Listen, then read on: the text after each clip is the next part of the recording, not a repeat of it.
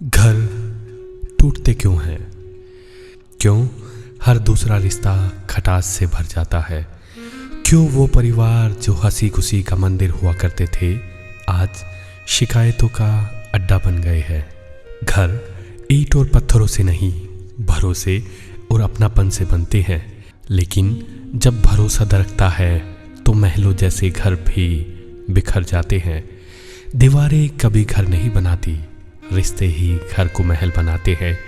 अगर दिलों में दरार पड़ जाए तो सपनों के घर भी टूट जाते हैं। रमेश और सुरेश दो भाई थे।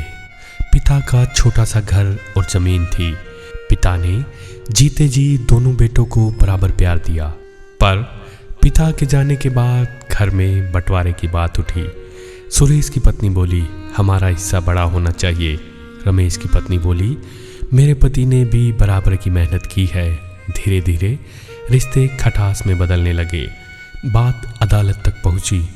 वो घर जो कभी हंसी और बच्चों की किलकारियों से गूंजता था अब सन्नाटों से भर गया है। आज दोनों भाई अलग अलग घरों में रहते हैं। माँ जो कभी आंगन में सबको एक साथ देख खुश हो जाती थी, वो अकेली अपने कमरे में बैठकर रोती रहती है। असल सवाल ये है कि क्या माँ बाप ने औलाद को सिर्फ ज़मीन बांटने की सीख दी थी या रिश्ता बांटने का संस्कार भी? घर टूटे क्यों? क्योंकि भरोसा नहीं रहा, क्योंकि मेरा और तेरा शब्द हमारा पर भारी पड़ गया, क्योंकि सलाह रिश्तेदारों की ली गई पर माँ की आंखों का दर्द देखा नहीं गया। मकानों का बांटना घर का टूटना नहीं होता, दिलों का बांटना असली बर्बादी है। जहाँ अपनों की जगह गैरों की राय ले ली जाए, वहाँ खुशियाँ कभी आबाद नहीं होती। घर टूटते क्यों हैं?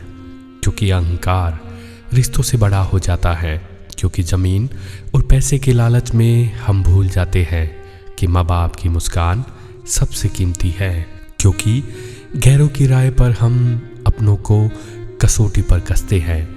अगर घर बचाना है तो मैं और तू छोड़कर हमको अपनाना होगा, वरना याद रखना घर नहीं टूटते, दिल टूटते हैं। घर तब तक घर है जब तक उसमें हंसी गूंजती है, वरना टूटे हुए रिश्तों में सिर्फ खामोशी ही बसती है।